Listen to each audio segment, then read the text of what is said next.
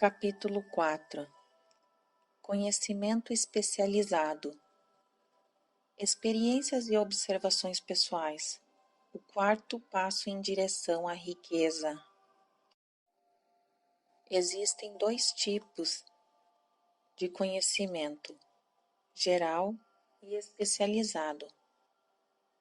Quando se trata de ganhar dinheiro, pouco importam a quantidade e a qualidade do conhecimento geral.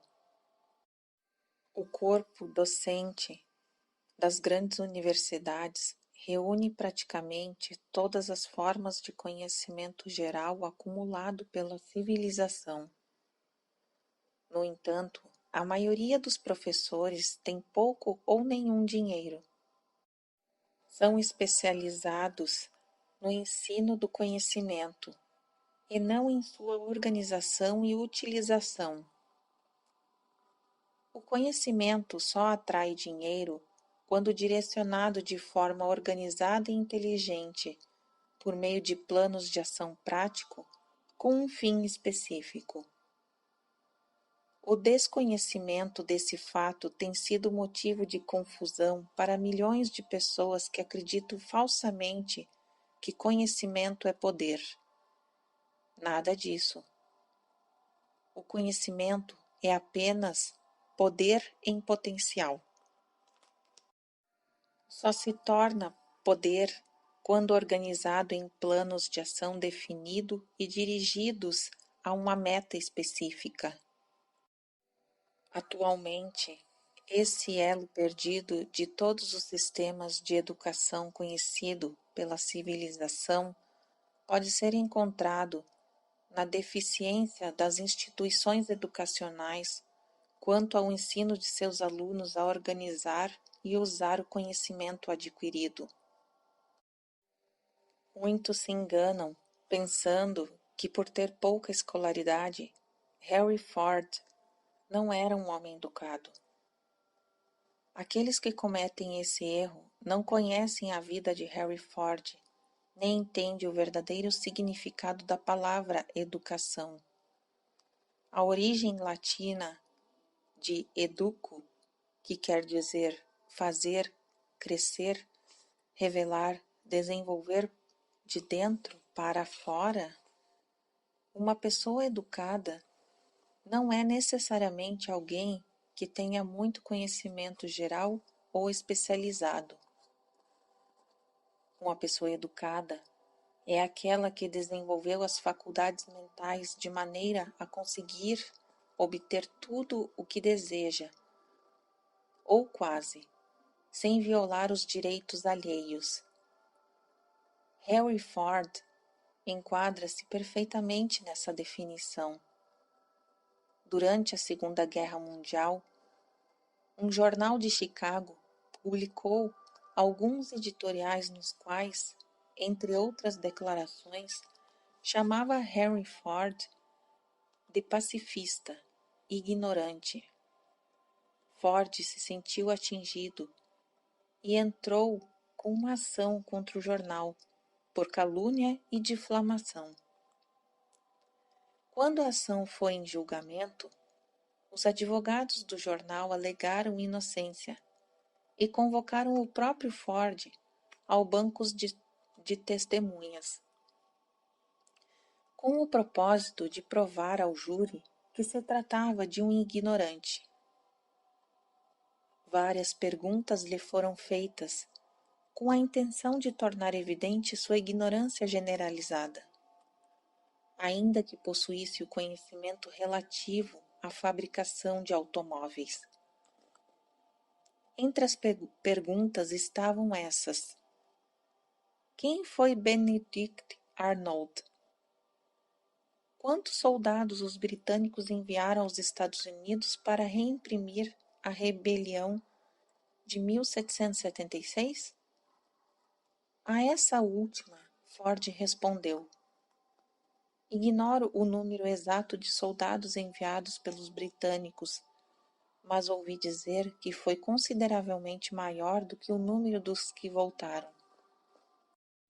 Finalmente, cansado do interrogatório, irritado com uma pergunta especialmente ofensiva, inclinou-se, apontou o dedo para o advogado e disse: Vamos imaginar que eu quisesse responder à tolice que acabou de me perguntar, ou a qualquer um dos outros disparates que vem me perguntando. Deixe-me lembrá-lo de que tenho uma série de botões na minha mesa. Basta pressionar um deles para ter ao meu lado pessoas capazes de me esclarecerem qualquer dúvida sobre o negócio ao qual eu venho dedicando meus maiores esforços. Agora, poderia ter a gentileza de me dizer por que eu deveria encher a cabeça com conhecimentos gerais apenas para ser capaz de responder às perguntas quando tenho pessoas em torno de mim que podem fornecer-me qualquer resposta que eu faça necessária? Certamente havia uma lógica excelente nesta argumentação. A resposta embaraçou o advogado. Todos no tribunal perceberam que aquela não era uma resposta de um ignorante, mas de um homem que tinha educação. Qualquer homem é educado quando sabe onde buscar o conhecimento de que precisa e como organizar este conhecimento em planos de ação definido. Com a assistência do seu grupo de mente mestra, Henry Ford tinha sob seu comando todos os conhecimentos especializados que o capacitava a tornar-se um dos homens mais ricos dos Estados Unidos. Não era essencial que o conhecimento estivesse em sua mente. Certamente a importância desse exemplo não escapará a qualquer um que tenha interesse em um livro como este e a inteligência para lê-lo. Antes de certificar-se a sua capacidade de tornar o desejo em seu equivalente monetário, é preciso que tenha conhecimento especializado do serviço, da mercadoria ou da profissão que você tenciona oferecer em troca de fortuna. Se for preciso um conhecimento especializado superior ao que você tem capacidade ou interesse de adquirir, solicite a ajuda do seu grupo de mente mestra.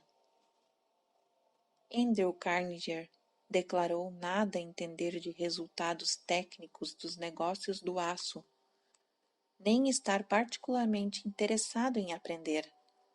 Ele foi buscar o conhecimento especializado necessário à fabricação e comercialização de seu produto nos componentes de seu grupo de mente mestra. O acúmulo de uma grande fortuna requer poder, e o poder é obtido pelo conhecimento especializado, altamente organizado e direcionado de forma inteligente. Esse conhecimento, no entanto, não precisa ser necessariamente ser dominado pela pessoa que acumula a riqueza. O parágrafo anterior deve dar esperança e encorajar a todos que ambicionam acumular fortuna e não têm educação ou preparo bastante para garantir o conhecimento especializado necessário. Algumas pessoas atravessam a vida sofrendo com complexo de inferioridade por não se considerar suficientemente educadas. Aquele que consegue organizar e liderar um grupo de indivíduos de mente mestra com o conhecimento necessário à acumulação de dinheiro pode considerar-se tão capaz quanto qualquer membro do grupo. Se você se sente inferior por ter estudado pouco, lembre-se disso. Thomas Edison frequentou a escola apenas durante 3 meses em toda a sua vida. No entanto, não lhe faltou educação, tampouco morreu pobre. Henry Ford não chegou a completar a 6ª série, mas arranjou muito bem por conta própria em termos financeiros. O conhecimento especializado está entre as formas mais abundantes e baratas. Se duvida, consulte a folha de pagamento de qualquer universidade. Vale a pena saber como adquirir conhecimento. Em primeiro lugar, decida o tipo de conhecimento especializado que precisa e o propósito a que se destina. O seu objetivo e a meta que tem em mente determinam, em grande parte, o tipo de conhecimento necessário.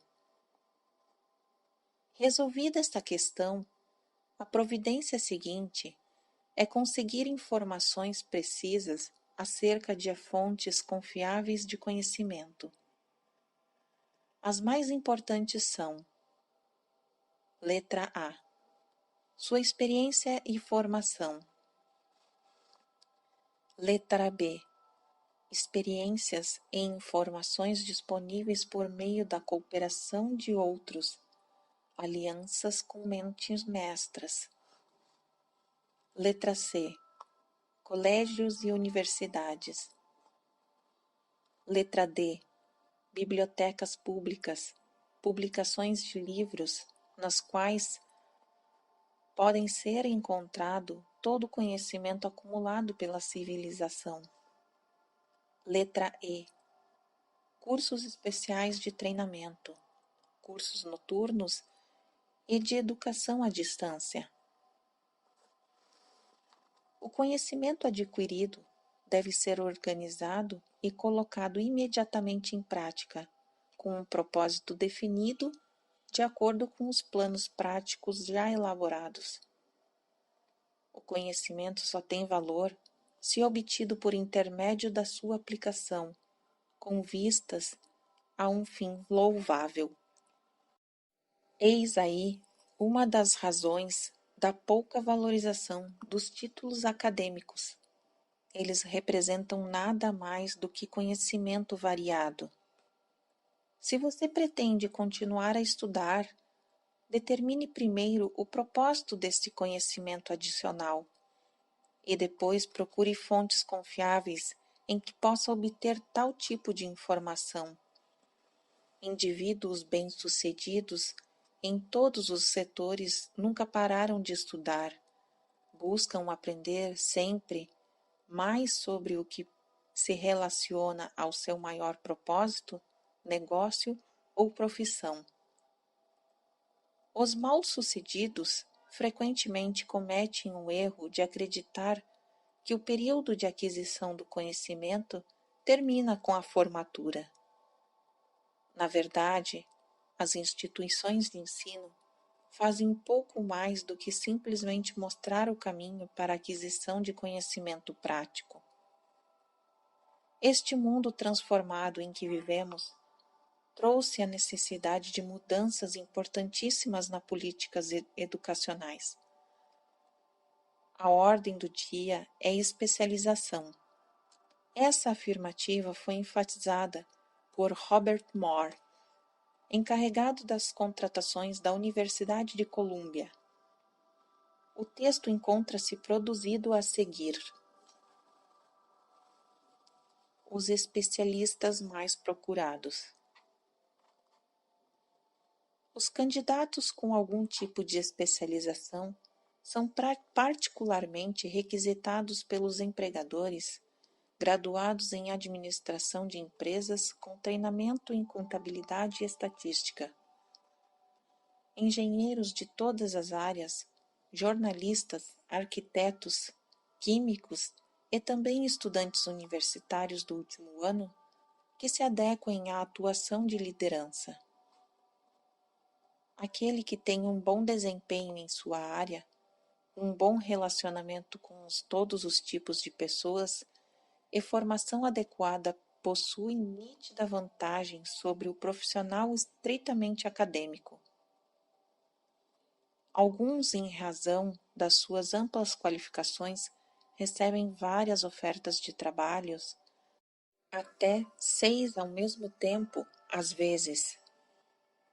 Discordando da ideia de que o aluno de conceito A invariavelmente consegue os melhores empregos, Moore disse que a maioria das companhias não se preocupa apenas com os resultados acadêmicos, mas também com atividades exercidas e a personalidade do candidato. Um representante de uma grande indústria, líder no setor, ao escrever a More a respeito da possível contratação de um aluno no último ano, disse: "Estamos interessados principalmente em encontrar pessoas que consigam fazer progressos excepcionais na área de gerenciamento. Por isso, damos mais importância às qualidades de caráter, inteligência e personalidade do que à formação específica." Proposta de estágio.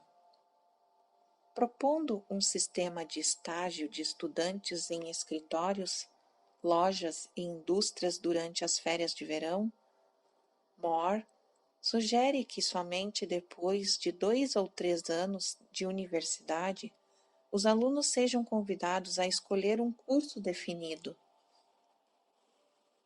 As instituições educacionais de ensino superior precisam encarar a realidade.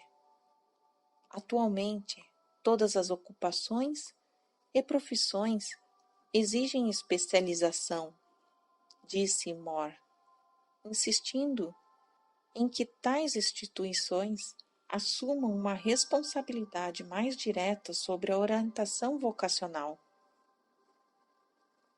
Uma das mais confiáveis e práticas fontes de conhecimento à disposição de todos quantos precisem e de conhecimento especializado são os cursos noturnos encontrados na maioria das cidades grandes.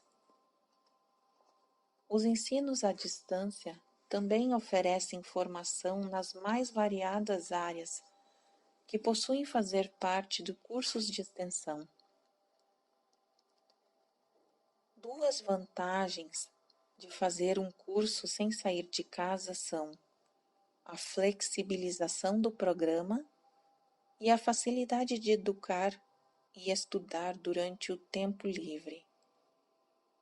Outra estupenda vantagem dos estudos em casa, desde que o curso seja bem escolhido, é o fato de a maior parte dos programas de ensino à distância oferecer a possibilidade de consulta, o que vem a ser uma ajuda inestimável para quem necessita de conhecimento especializado.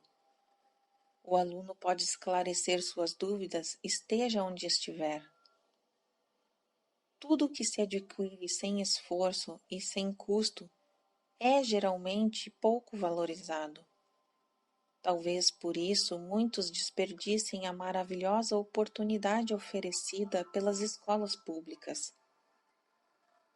A autodisciplina, resultante de um programa definido de estudos especializados, contrapõe-se ao desperdício da oportunidade de um conhecimento adquirido sem qualquer custo.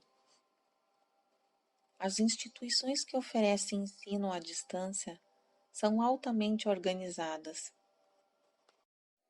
Por cobrarem taxas relativamente baixas, são forçadas a insistir no pagamento imediato. Sabendo que têm que pagar pelo curso, qualquer que seja o seu desempenho, o aluno muito raramente abandona os estudos antes da conclusão. Talvez estas instituições ainda não tenham se dado conta de que seus departamentos de cobrança constituem a melhor forma de treinamento em decisão, agilidade, ação e hábito de completar as tarefas. Aprendi isso por experiência própria, há mais de 25 anos. Matriculei-me num curso por correspondência, em propaganda. Depois de 8 ou 10 aulas, parei de estudar, mas a escola não parou de me enviar a cobrança. Ademais, insistia no pagamento, quer mantivesse meus estudos ou não. Decidi que, tendo que pagar o curso, já que me comprometera legalmente, eu completaria as aulas e faria valer o meu dinheiro. Na época, considerei injusto o sistema de cobrança da escola. Mais tarde, porém, compreendi ter sido aquela uma parte apreciável do meu treinamento, sem qualquer custo adicional. Forçado a pagar, fui em frente e completei o curso. Anos depois, o treinamento cumprido, meio a contragosto, em muito me ajudou a ganhar muito dinheiro. Os Estados Unidos, por exemplo, contam com o que é considerado o melhor sistema de escolas públicas do mundo. Somas fabulosas são investidas em ótimos prédios e em transporte para que os estudantes, moradores dos distritos rurais, possam ter acesso às melhores escolas. Mas existe um inacreditável ponto fraco nesse maravilhoso sistema. É gratuito. O ser humano, por uma das suas mais estranhas peculiaridades, só valoriza o que tem preço. As escolas e bibliotecas públicas não impressionam o povo, porque são de graça. Por isso, muita gente acha necessário um treinamento adicional antes de procurar um emprego ao terminar os estudos. Também é o principal motivo pelo qual os empregadores dão maior consideração aos empregados que fazem curso à distância. Pela experiência concluirão que qualquer pessoa que disponha a aproveitar parte do seu tempo livre para estudar em casa tem em si qualidades de um líder. Quem não se veja aí um gesto caridoso de reconhecimento, mas uma decisão sensata no aspecto profissional por parte dos empregadores. Só existe uma fraqueza nas pessoas para a qual não há remédio: total falta de ambição.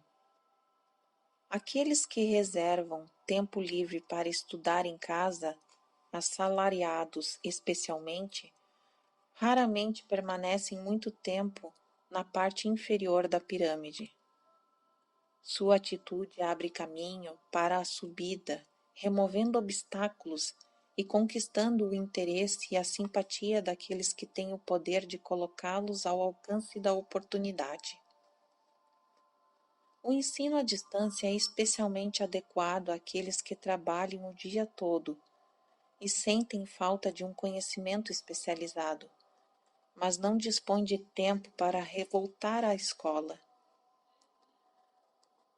As mudanças nas condições econômicas tornaram necessário que milhares de pessoas buscassem novas fontes de renda.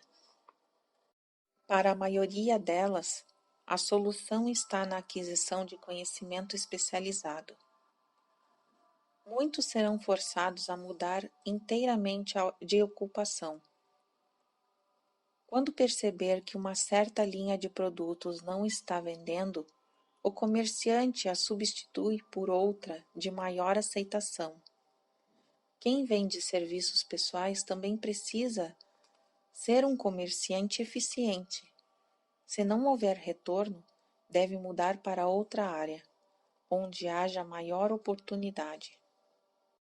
Stuart Austin Weir cursou engenharia civil e seguiu essa linha de trabalho até que as condições econômicas limitaram o mercado, tornando sua atividade pouco rentável. Depois de avaliar suas possibilidades, optou pela área de advocacia. Voltou à faculdade e frequentou cursos voltados para o direito empresarial. Embora a economia ainda não estivesse inteiramente recuperada, ele completou os estudos e foi aprovado pela Ordem dos Advogados e logo progrediu na profissão em seu escritório de Dallas, no Texas. Na verdade, teve até de recusar clientes, apenas para eliminar qualquer sombra de dúvida e antecipar-me as desculpas dos que dirão: não posso voltar a estudar porque tenho família para sustentar? Ou estou velho demais? Acrescento as informações de que Weir tinha mais de 40 anos e era casado quando voltou à faculdade. Além disso, por ter selecionado cuidadosamente as matérias, ele completou em 2 anos o curso que a maior parte dos alunos de direito faz em 4 anos. Vale a pena saber como adquirir conhecimentos. Aquele que para de estudar simplesmente porque terminou um curso está para sempre e irremediavelmente condenado à mediocridade, qualquer que seja a sua área de atuação. O caminho do sucesso é o caminho de aprendizagem contínua. Vamos ponderar sobre uma circunstância específica. Durante a depressão econômica nos Estados Unidos, um vendedor de mercearia perdeu o emprego. Como tivera algum contato com contabilidade da loja, resolveu fazer um curso sobre o assunto. Em seguida, familiarizou-se com os mais modernos equipamentos do escritório e os recursos disponíveis para os contadores. Assim, iniciou um negócio próprio, começando pelo dono da mercearia na qual havia trabalhado. Ele fez contratos de serviço de contabilidade com mais de 100 pequenos comerciantes, por uma modesta taxa mensal.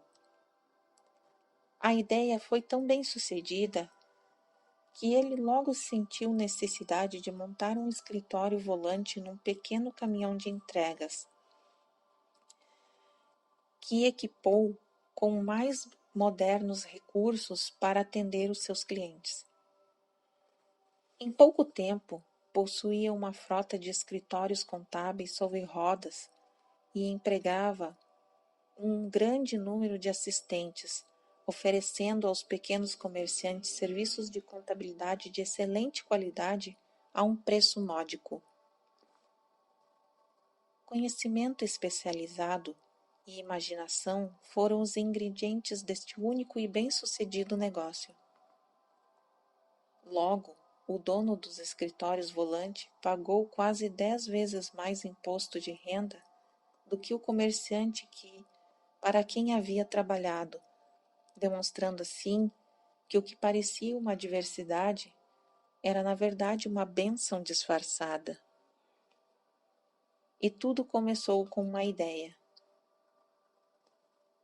A partir da ideia de vendedor desempregado, vou sugerir outra de possibilidades ainda melhores em matéria de renda. E além disso, capaz de ser útil aos que precisam muito do serviço. Quando lhe foi sugerido trocar o comércio pela contabilidade, sua primeira reação foi: gosto da ideia, mas não saberia como transformá-la em dinheiro. Em outras palavras, queixava-se de que não saberia comercializar o seu conhecimento de contabilidade depois que terminasse o curso. Aquele era outro problema a ser resolvido. Com a ajuda de uma jovem datilógrafa que escrevia muito bem, foi preparado um belo livro em que se descrevia as vantagens do novo sistema contábil.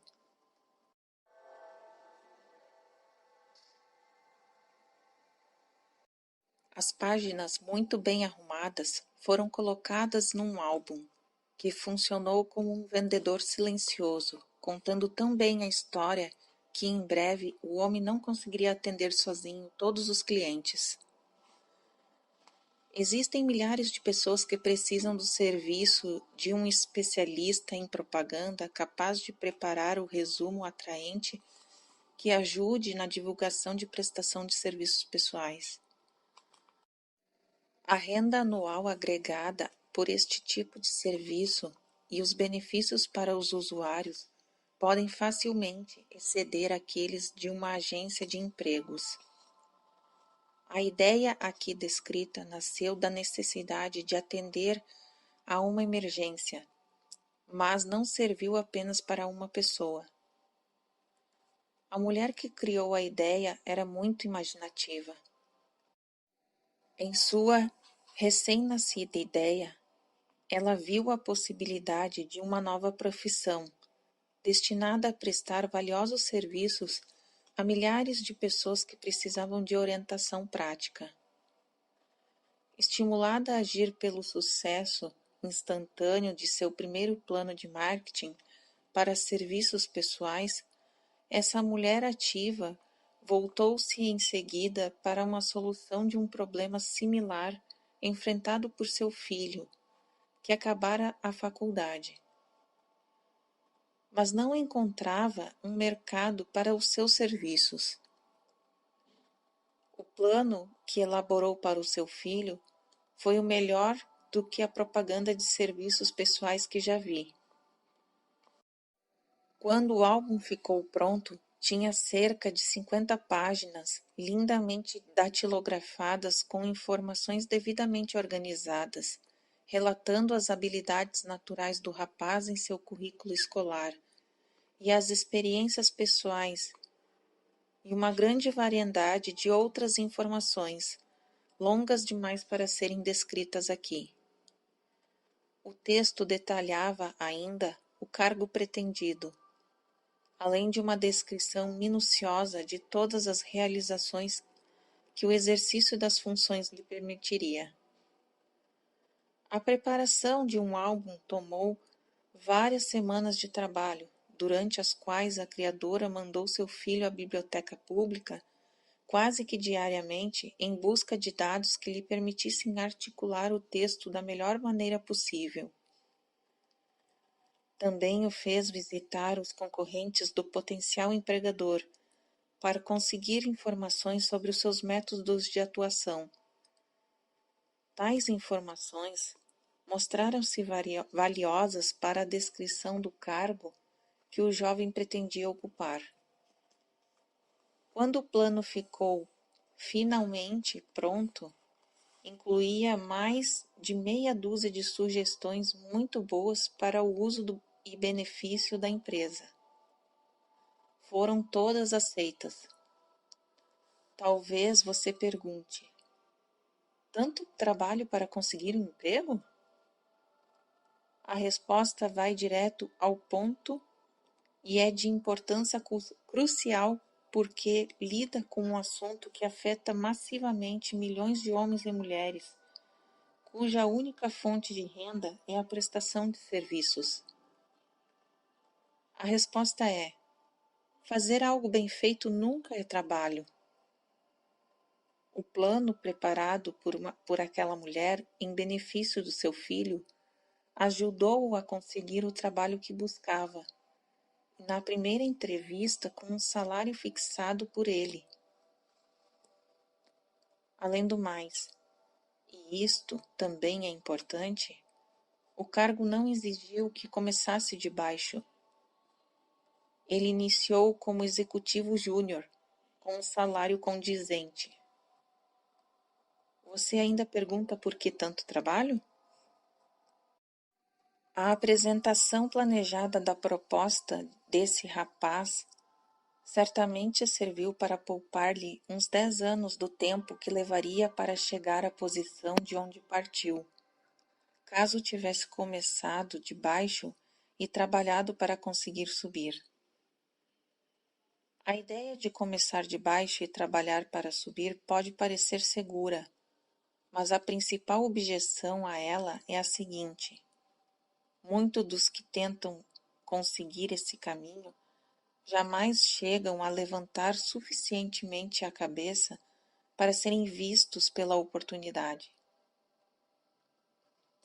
Assim, permanecem onde estão. É importante lembrar também que o panorama visto de baixo não é dos mais animadores. A tendência é sufocar a ambição.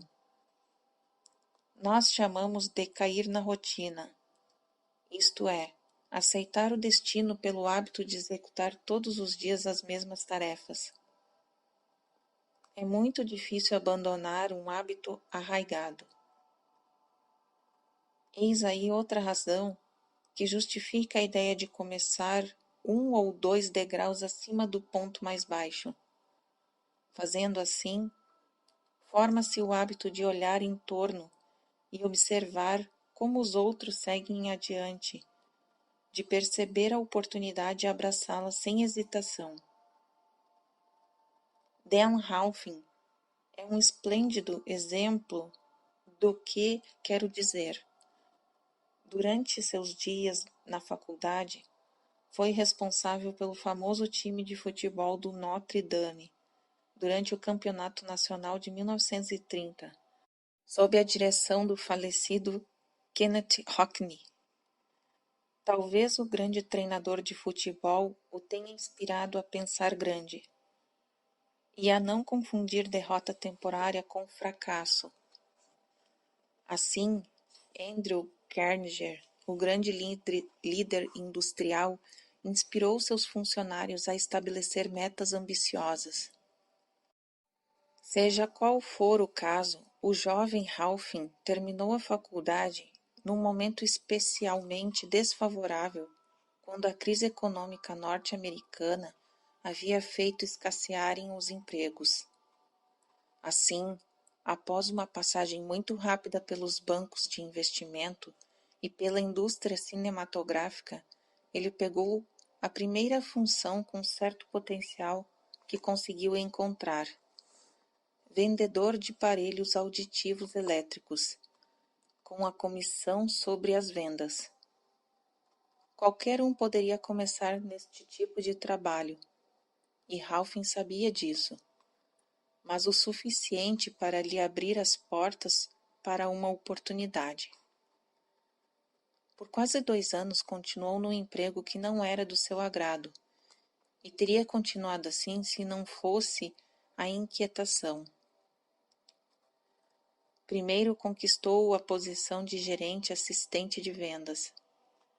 Este único degrau galgado foi bastante para colocá-lo acima da multidão, de onde podia enxergar maiores oportunidades e onde oportunidades podiam vê-lo. Foi tão bem sucedido nas vendas que a A.M. Andrews, presidente do conselho administrativo da Dictografia Products Company, uma empresa concorrente, quis saber mais sobre aquele tal de Dan Halfing, que ameaçava sua posição no mercado. Halfing foi chamado à presença de Andrews. Quando a entrevista terminou, Halfing era o novo gerente de vendas encarregado da Accounting Division. Em seguida, para testar a capacidade do jovem, Andrews viajou para a Flórida, onde ficou por 3 meses, deixando Halfing a arranjar sozinho uma nova função para nadar ou afundar. Ele não afundou. O lema de Kenneth Hockney, o mundo ama os vencedores e não tem tempo para os perdedores, inspirou-o a dedicar-se tanto ao trabalho que foi eleito vice-presidente da empresa e gerente-geral da Acoustical and Silence Radio Division, um cargo que qualquer funcionário se orgulharia de ocupar não antes de 10 anos de leais esforços. Halfing conseguiu o resultado desejado em pouco mais de 6 meses. É difícil dizer qual dos dois, Andrew ou Ralph, é mais digno de elogios, já que ambos demonstraram possuir, em abundância, esta rara qualidade conhecida como imaginação. Andrews merece crédito por ter percebido no jovem Ralph um empreendedor de primeira ordem. Halfing merece crédito por ter se recusado a manter-se em um emprego que não queria. Este é um dos principais pontos que estou tentando enfatizar por meio de toda esta filosofia. Galgamos as posições mais altas, ou ficamos no fundo por causa de condições que podemos controlar, se quisermos. Existe outro ponto que quero deixar claro.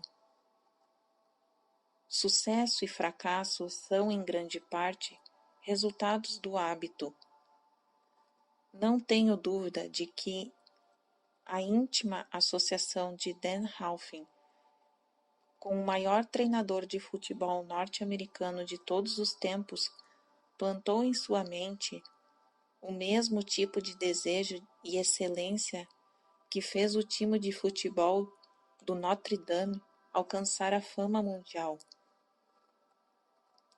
Existe algo de verdade na ideia de que reverenciar um herói ajuda, desde que se reverencie um vencedor. Halfin me disse considerar Rockne um dos maiores líderes do mundo. Minha crença na teoria de que associações profissionais são fatores vitais para o sucesso ou para o fracasso foi recentemente demonstrada quando meu filho Blair negociava uma colocação com Dan Halfin e este ofereceu-lhe um salário inicial correspondente à metade do que oferecera uma empresa concorrente. Fiz certa pressão para que Blair aceitasse trabalhar com Halfin, porque acredito que uma associação com alguém que se recusa a aceitar circunstâncias nas quais não se sente bem é uma oportunidade que não tem preço. A base da pirâmide é um lugar monótono, sombrio e desvantajoso para qualquer um. Eis aí a razão pela qual me demorei tanto descrevendo como a lentidão do começo pode ser evitada com um bom planejamento. Por isso, também dediquei tanto espaço ao relato da história da mulher que, inspirada pelo desejo de fazer um ótimo trabalho de planejamento para o seu filho, para que ele tivesse a oportunidade favorável, acabou criando uma nova profissão. Com a mudança de condições antecipadas pelas transformações da economia, veio a necessidade de novas e melhores técnicas de marketing de serviços pessoais. É difícil determinar porque ninguém havia ainda descoberto esta oportunidade sensacional, tendo em vista que mais dinheiro muda de mãos em troca de serviços pessoais do que por qualquer outro motivo. A soma paga mensalmente a pessoas que trabalham por salários ou remuneração é tão vultuosa que fica em torno de centenas de milhões de dólares e a distribuição anual chega a bilhões. Talvez alguns possam achar nessa ideia brevemente exposta no núcleo das riquezas que desejam. Ideias muito menos interessantes foram sementes da qual brotaram grandes fortunas. A ideia de Woolworth de criar lojas que vendiam produtos a 5 e 10 centavos, por exemplo, é bem mais simples, mas gerou fortuna para seu criador. Aqueles que enxergarem a oportunidade por trás desta sugestão encontrarão uma ajuda valiosa no capítulo sobre planejamento organizado. Ao mesmo tempo, um eficiente profissional de marketing fará bons negócios onde houver gente à procura de melhores mercados para serviços pessoais. A aplicação do princípio da mente mestra pode garantir a alguns, com talento apropriado e a disposição de formar alianças, uma atividade rapidamente rentável. Os participantes do grupo precisariam escrever bem e ter aptidão para anunciar e vender. Outro deveria ser excelente digitador e redator, e outro ainda teria de ser alguém com um bom faro para os negócios. A primeira classe que faria o mundo tomar conhecimento dos serviços oferecidos. Se uma pessoa só possuir todas essas habilidades pode levar o negócio sozinha, até que o excesso de trabalho a obrigue a contratar mais funcionários. A mulher que preparou o plano de venda de serviços pessoais para o filho passou a receber pedidos de elaboração de planos similares para outros que desejavam fazer marketing de seus serviços, melhorando assim a renda. Ela formou uma equipe de especialistas em datilografia, arte e redação, que tinha capacidade de dar a cada caso uma roupagem interessante, de modo que os serviços do cliente passassem a ser muito mais bem remunerados. Sua confiança na própria capacidade era tal que ela aceitava como parte do pagamento uma porcentagem sobre o aumento do faturamento do cliente. Não devemos supor que seu plano consistia simplesmente em uma técnica de vendas inteligente, com a qual ela auxiliava os clientes a receber mais pelos mesmos serviços que prestavam anteriormente por um preço menor. Ela se preocupava com os interesses do comprador e também com os do vendedor de serviços pessoais. Assim, preparava o plano de modo que o empregador tivesse um retorno integral sobre o dinheiro que pagava a mais. O método pelo qual atingia esse impressionante resultado é um segredo profissional que ela não revelava a ninguém, exceto aos seus clientes. Se você tem imaginação e procura uma maneira mais lucrativa de prestar os seus serviços pessoais, essa sugestão pode ser o estímulo que faltava. Uma ideia é capaz de gerar uma renda bem maior do que ganha a média dos médicos, advogados ou engenheiro, cuja formação exigiu vários anos de estudo. A ideia vendável para aqueles que procuram novas colocações em praticamente todas as carreiras que exijam capacidades executivas ou administrativas e para os que desejam um aumento de salário em seus cargos atuais. Não existe preço fixo para boas ideias. Por trás de toda a boa ideia, existe um conhecimento especializado. Infelizmente, para aqueles que não encontram fartura de riquezas, o conhecimento especializado é mais abundante e mais facilmente adquirido do que as ideias. Graças a essa verdade incontestável, existe uma demanda generalizada e crescente de indivíduos capazes de ajudar os outros a venderem vantajosamente seus serviços pessoais. Capacidade quer dizer imaginação, a qualidade única necessária à combinação de conhecimento especializado com as ideias sobre a forma de planejamento organizado a fim de descobrir riquezas. Se você tem imaginação, este capítulo pode trazer-lhe de presente uma ideia suficientemente boa para dar início a riquezas que deseja. Lembre-se, a ideia é o principal. O conhecimento especializado pode ser encontrado ali na esquina, em qualquer esquina. Fim do capítulo 4.